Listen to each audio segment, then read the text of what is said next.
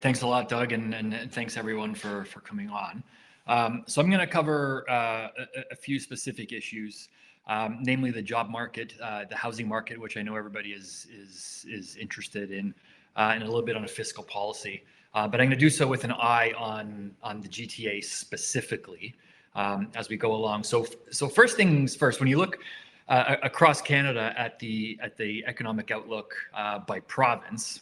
The one key feature here is that everybody has really been in this together.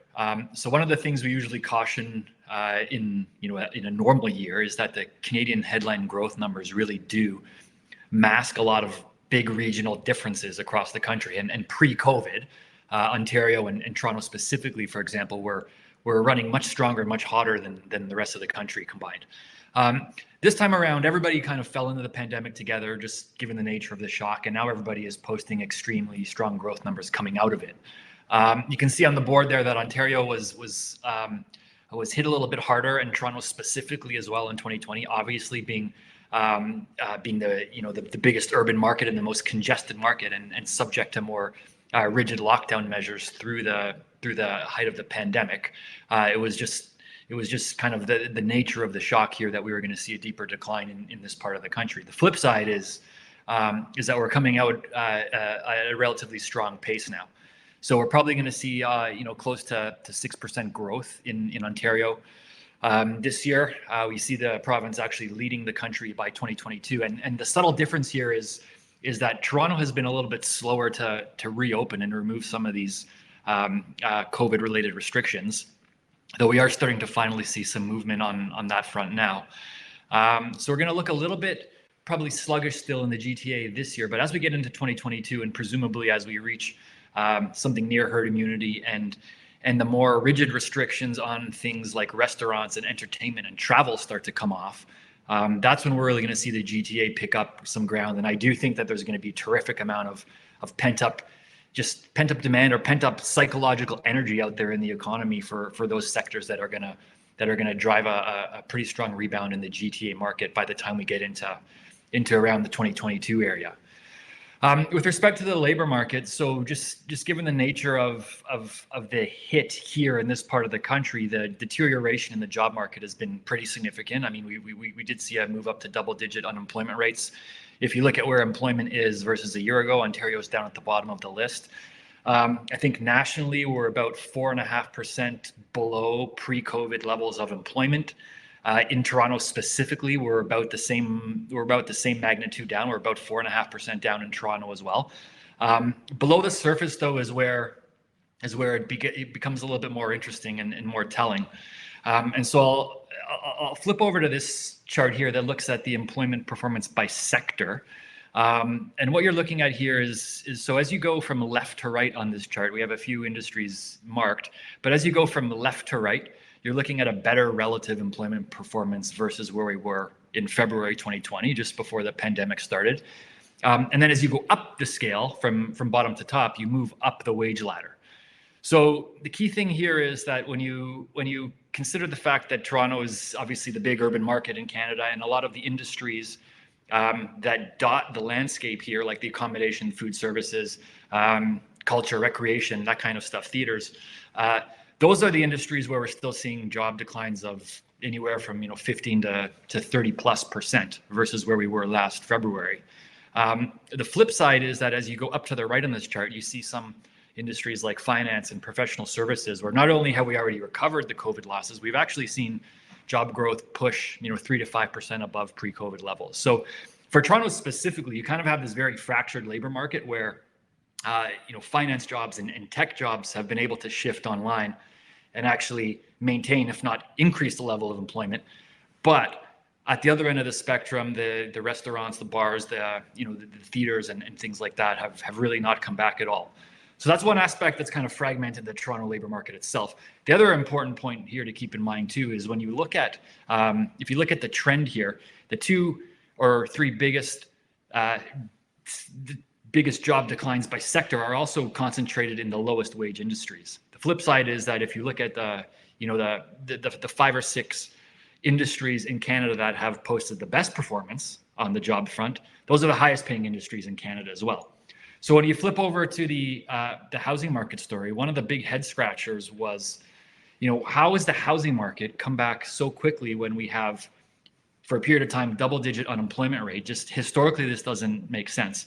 The reality is, and one of the big reasons why those that came out very early in the pandemic bearish on housing were proven wrong very quickly, is that the vast majority of the job declines, and those that are persisting today, are very low down on the wage spectrum. So typically part-time, typically younger workers with lower wages. Those are not really where your prime home buying population resides in the labor market. Those are typically more renters, right?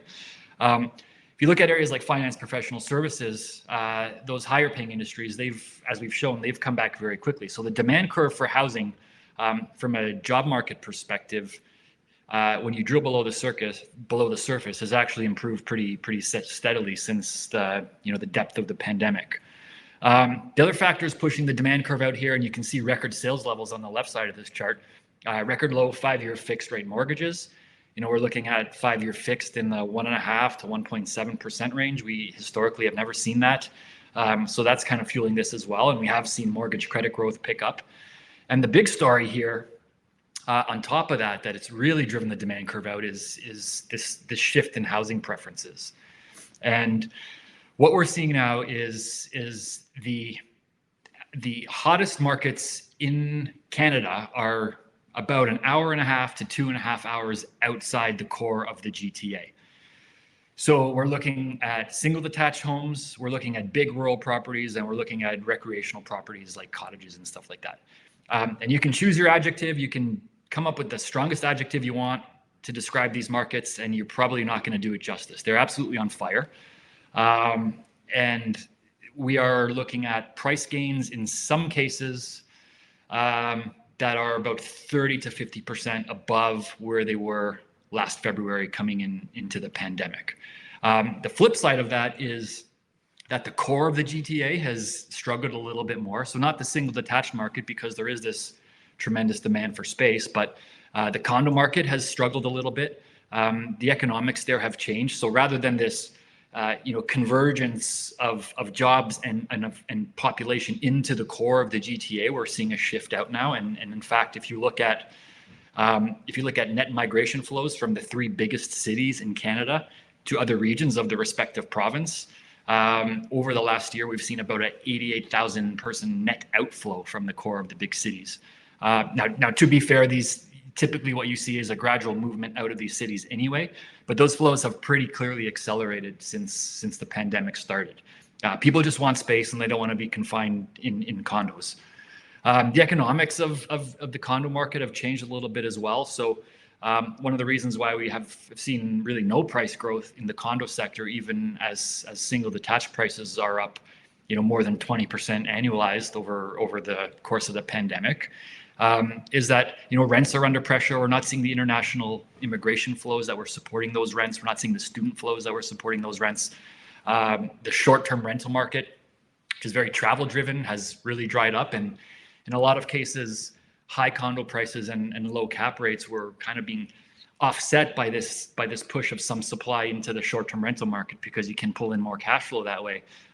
Now that market is really on hold for now, a lot of that has been flipped onto the rental market, and that's pulling rents down as well. So you do have this fractured market where you have extreme strength around the perimeter of the city and anything with space, but you have more stagnation in the condo market in the core of the city. So the question is where we go from here, and this is where it gets a little bit tricky, and in the short term a little bit concerning. I suspect that over the next 6 months, as we go through the spring and into the early summer, you're going to see this tremendous strength continue, and frankly, it's probably going to get to the point where it starts to concern us a little bit, and maybe concern policymakers, that this kind of price growth is pulling in some speculative activity. Unfortunately, it takes a little bit of time to actually see that show up in the data, but my sense is that that those wheels are starting to turn right now. Longer term, one of the things I would say here is that a lot of these trends they were pre-existing anyway. So from a demographic perspective, over the course of 3, 5, 10 years, just the nature of the millennial group and how big it is, we were going to see this gradual shift in demand out of the core of the city to the suburbs and towards larger properties. It just so happened that the pandemic pulled a lot of this activity forward and compressed it into a very short period of time. So hence the dramatic increase we're seeing right now. The flip side is that if we're borrowing some of this movement from the future, then it stands to reason that as mortgage rates eventually do back up, and we're starting to see the first sign of that, by the way, at least in the 5-year fixed sector, and as we reach herd immunity and the economies kind of go back to normal, people start traveling again, there's less of a rush for recreational property, and a lot of this, the migration activity that was going to take place over time has happened. If we're borrowing that activity from the future, then it kind of stands to reason that after this run in prices, the market's going to kind of settle down, and we could go through a more prolonged period where we see some stagnation in the markets around Toronto. Are we going to give it all back? I would say no. I would say if you're sitting there hoping to see prices go back to where they were in February of last year, it's probably not going to happen, because a good portion of this relative shift and this relative repricing is probably with us to stick. When the heat comes off, I would say we do give a little bit of it back, but I think some of it is here for good. So that's kind of the housing story, and of course I'm happy to circle back to more detail on that after all. But in the interest of time, I'll shift over to the fiscal picture here quickly. So first of all, at the provincial level, what we can see here is Ontario is looking at a pretty elevated debt and deficit situation. So the way this chart works is it's a very quick and dirty way to compare finances across the different provinces in Canada. And as you go up the left scale, you see an increasing budget deficit. And as you go out across the right scale, you see an increasing net debt burden. So ideally where you want to be on this is down in the bottom left corner. And there's one last AAA credit rating left in this country, that's British Columbia, but you can see they've kind of pushed up to the right already, and that one might be at risk. But if you look at Ontario, so they've moved pretty sharply up and to the right as well over the course of the pandemic, and we're looking at net debt that's pushing close to 50% of GDP, and obviously an elevated budget deficit. So again, I would say most provinces are in this together. And I think in Ontario's case, what we've seen over the course of the last few fiscal updates is that they've been very prudent, I would say, in putting these forecasts together. And there probably is some upside, either through the revenue channel or through just the layers of spending contingencies that they have in place to deal with this current wave of COVID. So I suspect that we're actually seeing the peak deficit in the province right now. And over time, we're going to see that grind lower.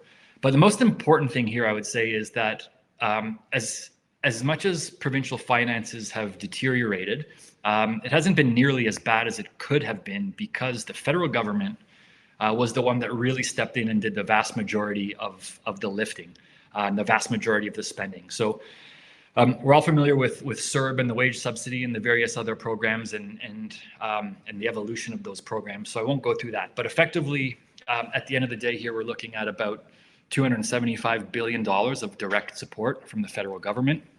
The strategy here has been to just provide liquidity and solvency to households and businesses as much and as fast as they could, to make sure that when we do get vaccinated and policymakers do say, okay, go back and open up your shop or head back into the office, that there are actually still businesses there to turn the lights back on. And that's effectively what we're starting to see play out right now. So the downside is that we've been left with this $380 billion hole at the federal level. It's about 17.5% of GDP. It really is, historically off the charts in terms of the size of the deficit. And then going forward, we're obviously gonna have to do some or see some payback on this in terms of either spending restraint down the road or potentially some kind of tax increases later on down the line. That's the bad news. The good news that kind of moderates this story and maybe takes some of the concern off of this very dramatic looking chart is that, first of all, when you look across the developed world, I mean, Canada is not alone in this. We are all in this pandemic, and we all have seen government finances deteriorate very sharply. Yes, Canada's deterioration has been relatively large because the amount of stimulus we've pushed out has been relatively large. But Canada coming into this, remember, was in a very favorable position as well from a debt perspective. So we had on a relative basis, we had some capacity to take this on, and we've done so. The other thing to keep in mind is that the Bank of Canada is absorbing quite a bit of the net new issuance here, and from a simple debt service cost perspective, as much as debt has increased and borrowing has increased, the federal government's only spending about 7 or 8 cents of every dollar of revenue on debt servicing today because rates are so low. And just for a very stark comparison, go back to the 1990s, and we were spending about as much as 35 cents on every dollar of revenue to service that debt. So yes, this looks bad, and it's going to take some work to undo, but I would say it's not necessarily a crisis situation at this point, and just by nature of a lot of these programs rolling off and the economy being allowed to run relatively hot for the next couple of years, it's going to take a pretty meaningful chunk out of this deficit on its own to something that looks a lot more sustainable within a couple of years.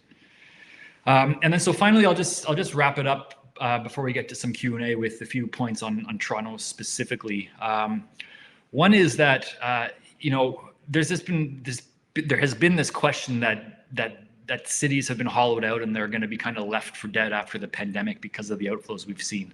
And I don't think that's necessarily the case. If you look at where the biggest longer-term drivers of job growth in this country are going to be, areas like technology, professional services, finance, higher educated type service industries. A lot of those are concentrated in the urban areas. And yes, there has been this shift to remote working. And I think, the jury is still out on how much of it is going to stick. Are we going to go fully back to the office 100%? Probably not. Are we going to stay completely at home? Probably not either. It's just there are pros and cons to both. And the reality is probably going to fall somewhere in between. But I do think when these restrictions come off and Toronto is allowed to, quote unquote, open back up, there is going to be a pretty strong move back into the city. Now, from a commercial real estate perspective, it might look a little bit different than in the past. So your office might look different. The rents might be lower because there's just less absorption to have if firms are working X percent from home. And the rents might be a little bit lower, the cap rates might be higher, but I think at the end of the day, the core of the GTA is always going to be a draw for these bigger businesses. And while we might see some repricing and a little bit of a different look and feel in the city, I do think that demand is going to pick back up. Longer term, I think that's where we're going. It's going to take some time to get there, and I would suspect that if we are going to see vaccination roll out on this more optimistic timeline, that's great news for Toronto. Realistically, 2022 might be the year when you start to see the big major markets start to get more traction and come back to life that looks a little bit more like it did pre-COVID. So longer term, I would say I'd be still quite comfortable with Toronto being a driver of relative economic strength in this country.